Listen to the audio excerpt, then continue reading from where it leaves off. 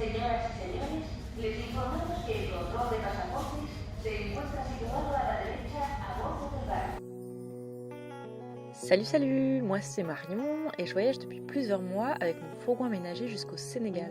Grâce à ce podcast, je te propose un voyage sonore inédit à travers plusieurs pays pour voir le monde différemment et pour questionner ensemble les expériences de ce voyage. Bienvenue dans l'épisode 1 des Esprits Vagabonds.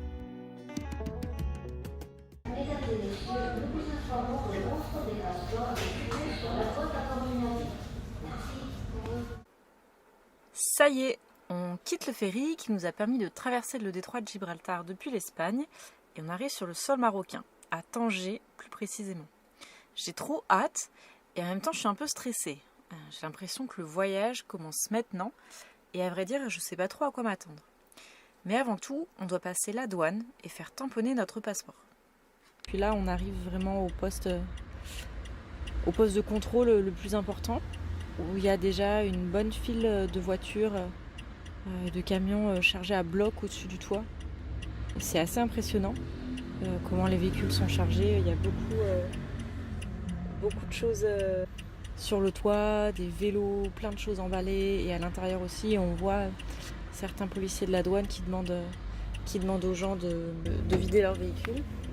On s'arrête, on nous demande les passeports, le papier du véhicule.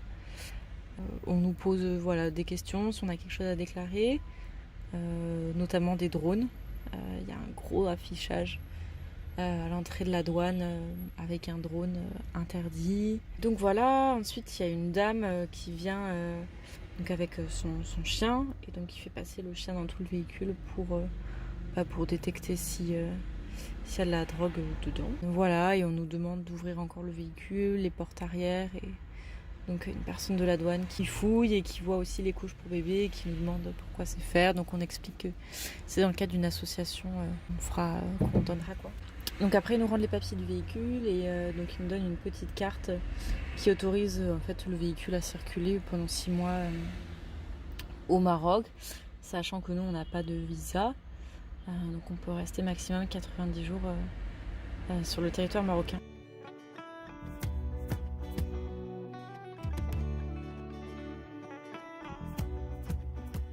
Tout est nouveau. Déjà là sur les quelques kilomètres qu'on a fait pour rejoindre du coup Tétouan, enfin tout est découverte permanente quoi.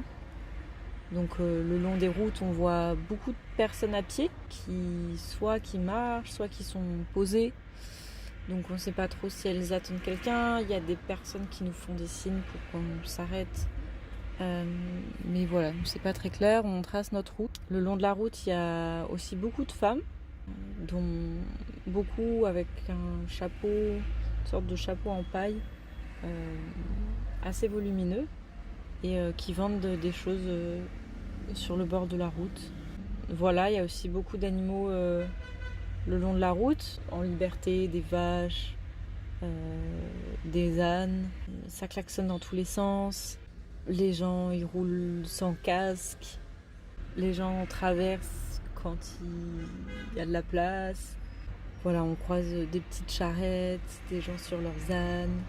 Voilà, ça, c'est vrai que ça fait beaucoup d'informations, beaucoup de nouveautés. Pour l'instant, on a un peu du mal à atterrir.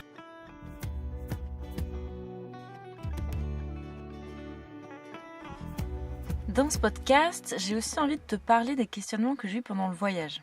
La question des frontières est un des sujets qui m'a beaucoup fait réfléchir. Le passage successif des frontières m'a fait prendre conscience de mes privilèges. Je m'explique. Depuis le Maroc jusqu'au Sénégal, le passage des frontières aura été relativement simple.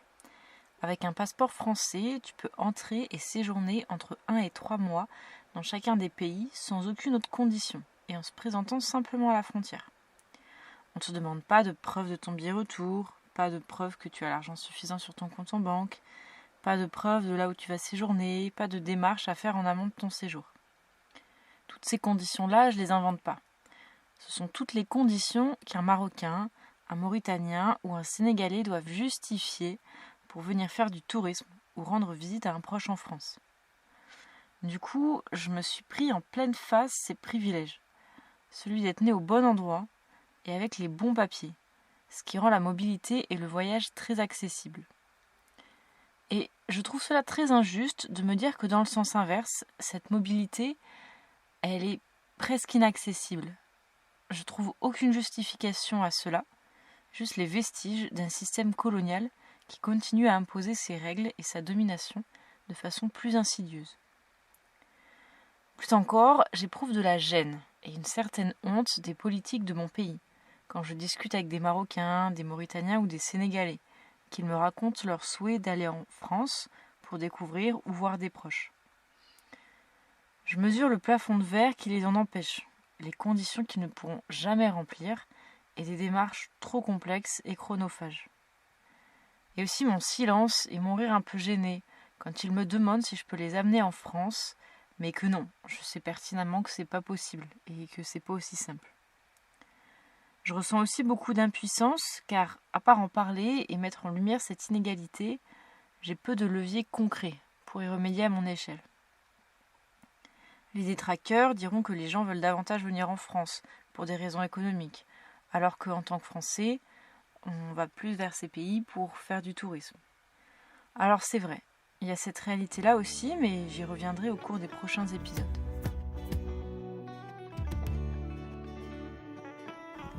Bon, la vérité, c'est que cette première nuit au Maroc, j'ai un peu paniqué. Alors que pourtant, j'ai l'habitude de dormir toute seule dans mon camion, dans des endroits que je connais pas depuis plus d'1 an. Et en plus, là, on est 2. Mais je sais pas. Impossible de fermer l'œil avant 2h du matin. Il fait plus de 20 degrés dans le camion, mais j'ai froid et je grelotte de partout. Je me retourne dans tous les sens, j'ai l'impression que chaque bruit est super suspect. Bref, pas du tout rationnel, mais puisqu'en vérité, tout va bien. On est posé à côté d'une usine de transformation d'huile d'olive en direction de Chefchaouen et nos seuls voisins, c'est des ânes et quelques voitures qui passent au loin. Bref, après cette nuit un peu chaotique, on reprend la route de bon matin pour aller découvrir cette fameuse ville de Chefchaouen, également surnommée la ville bleue en raison de la couleur qui teinte ses murs.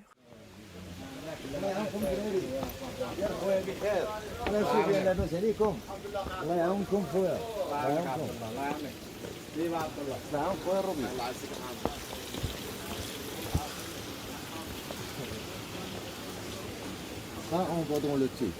Ok. Très beau. Comment ça s'appelle ? Citron, ça. Oui. Ah oui. On va dans le Du thé. géranium Très beau. citronné. Vous avez? Oui, je connais. C'est bien dans le lait, c'est dans le lait et dans le thé.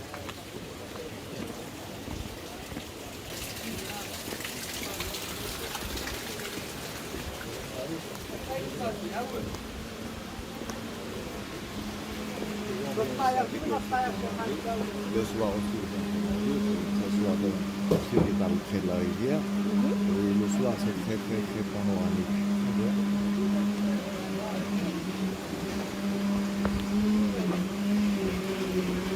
y a de la lumière ici, la lumière bleue, la lumière rouge. Et puis en couleur de lumière, on le voit de là-haut, comme un festival. Très joli ici le soir. Ça, c'est la menthe sauvage. Ok. La menthe sauvage. On ne voit pas. Ah ok.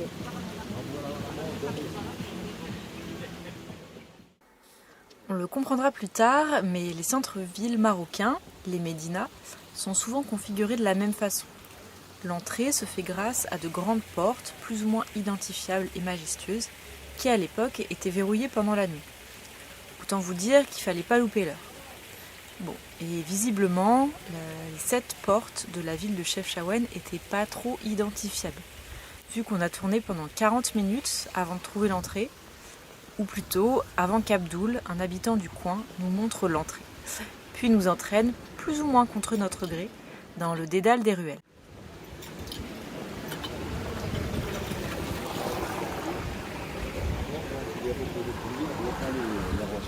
D'accord. On voit beaucoup de cascades ici, comme vous voyez là-bas, le petit cascade là-bas. Ouais. Le bleu de la ville, selon notre guide, daterait de l'arrivée des Juifs andalous dans cette région au XVe siècle, et dont la couleur est représentative du ciel et de la mer créés par Dieu dans le judaïsme. D'autres théories disent que c'est un moyen de garder les maisons au frais, ou que cela représente la couleur de l'eau de la Méditerranée. Plein de mystères donc, autour de cette couleur qui inonde les rues, d'une atmosphère assez chaleureuse. La Médina, elle, est une succession de boutiques qui vend un grand nombre de produits de l'artisanat marocain. De la maroquinerie, sans mauvais jeu de mots, car oui, maroquinerie vient du mot maroquine, qui à l'époque désignait le fait de tanner la peau de chèvre avec du sumac. On apprend tous les jours. Ainsi que des tapis, des djellabas en laine, des bijoux, des épices. Le tout donc sur un fond blanc et bleu pastel, avec des murs et de nombreux escaliers agrémentés de fleurs, de tableaux et de chapeaux de paille à pompons colorés, coiffe traditionnelle des femmes de cette région.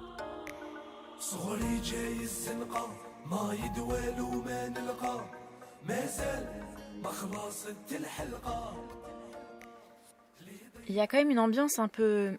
ok, beaucoup trop touristique à mon goût. Il y a tout un folklore avec les habitants habillés en tenue traditionnelle et des espaces aménagés pour prendre de jolies photos instagrammables.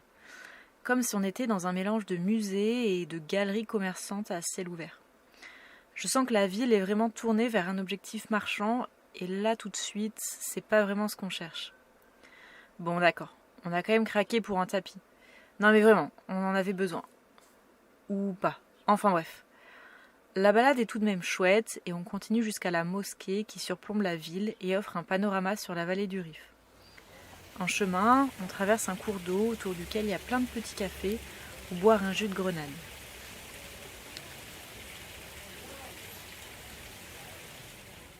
À la fin de la visite, Abdoul nous demande une petite somme d'argent. On est un peu étonnés car c'était pas vraiment convenu explicitement au départ, mais en même temps, il nous a montré et appris beaucoup de choses sur la ville qu'on n'aurait pas appris par nous-mêmes. Autre pays, autre code, autre culture, on apprend au fur et à mesure de nos expériences.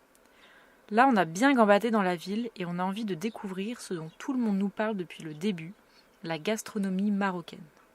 Alors je vous laisse avec le crépitement de ma tagine kefta, je vous souhaite un bon appétit et je vous dis à la semaine prochaine pour la suite de nos aventures.